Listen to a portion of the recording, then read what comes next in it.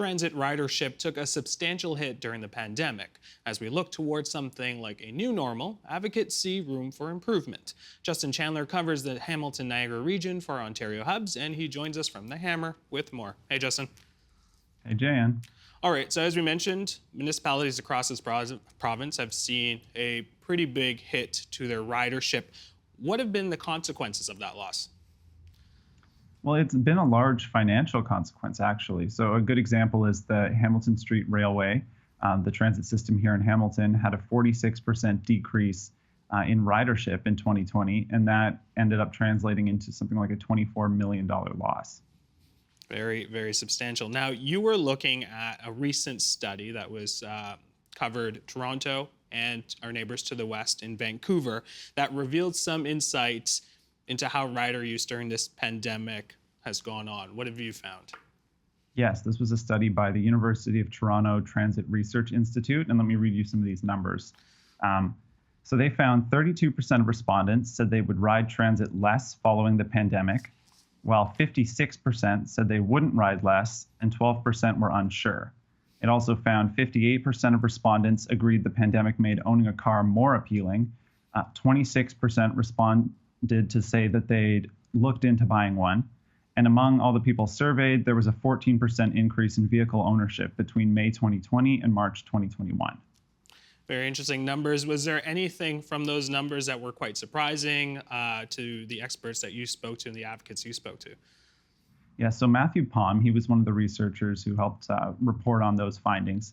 He was telling me that it might be a little bit overstated how many people have turned to car ownership. There is some worry among experts and people in the transit community that there's going to be lost riders because people will have sunk money into buying vehicles and they won't go back to transit. He was saying, though, that based on a deeper dive and some preliminary research and some other things he's read, he was thinking maybe some of those people that we're seeing who left transit are people who would have just bought in vehicles anyway. So it's a little tough to say, but it does seem like there are people who ended up getting vehicles because of COVID-19, or at least say that they did.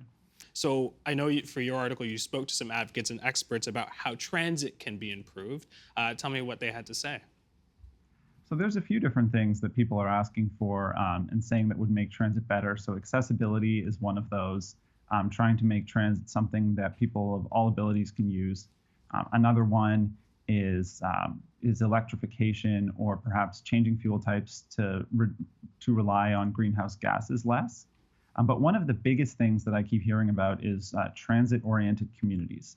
So this is an idea of building neighborhoods. So it relies on land use and urban planning and transit all together. But it's an idea of creating communities where people have everything they need near transit lines and where they don't have to get around a lot. They're sometimes also called 15-minute communities, just in the idea that you could get everything that you need within 15 minutes of where you live.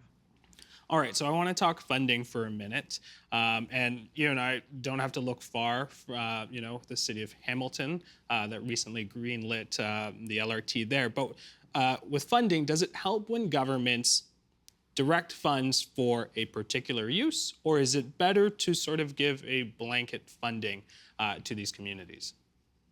It kind of depends on who you ask. So a lot of the experts I spoke to and the advocates said that yes, it does help. Because the federal government or the provincial government has more money than the cities, and they can actually go and give some direction.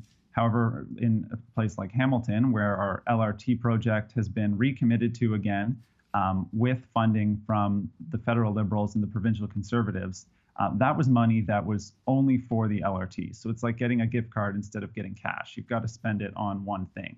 And some of council didn't like that. They were quite opposed to that, but eventually it was decided that they would go forward with the project. So advocates could point to that and say, this is an example where the federal government had a strong idea of what they wanted. They wanted something downtown. They thought it would help a lot of people, and they decided we're just going to sort of make it more certain that that happens by making this less of an option about what you're going to put that money towards. And we should mention for that specific project, the funding was 50-50, $1.7 billion from the provincial government, 1.7 from the feds, for a total of 3.4. I want to talk about transit in terms of improving a city's livability. Can you give us some examples of that? Well, I think one example with that idea of transit-oriented communities could just be the amount of people who rely on transit just to get groceries. So if I think about my street, for example, in Hamilton, the bus comes maybe every 30 minutes. It's probably a 20-minute walk to the grocery store. And by vehicle, you could get there in 5 to 10 minutes. So if you're someone who's got a vehicle, it's a lot easier to get to the grocery store, get what you need, and get back.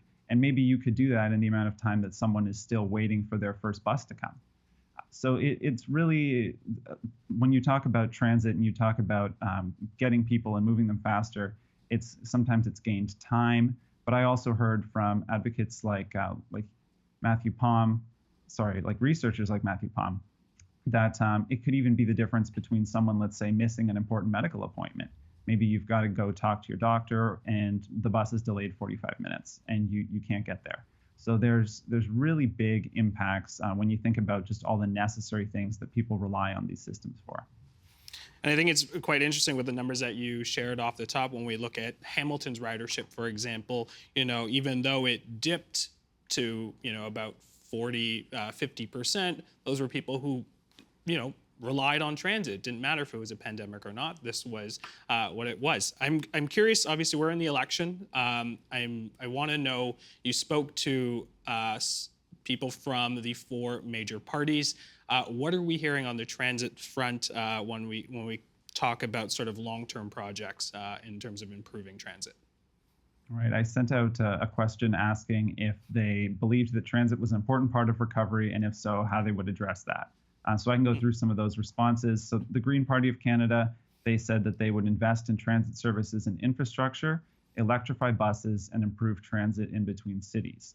They also said that they would not want to be providing funding to any cities for rapid transit unless those cities were locating housing along those lines.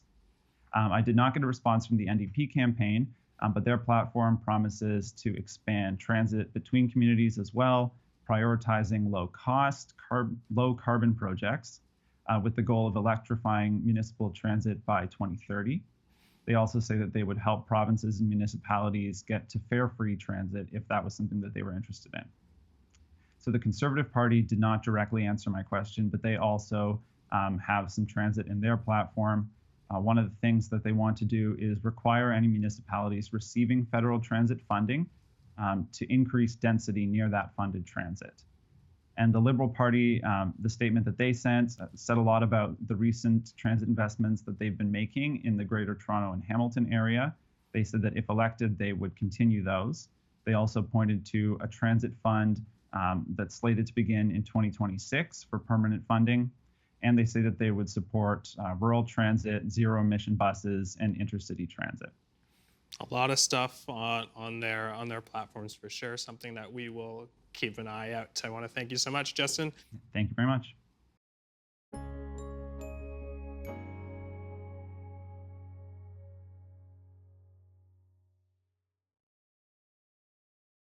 The Agenda with Steve Paikin is made possible through generous philanthropic contributions from viewers like you. Thank you for supporting TVO's journalism.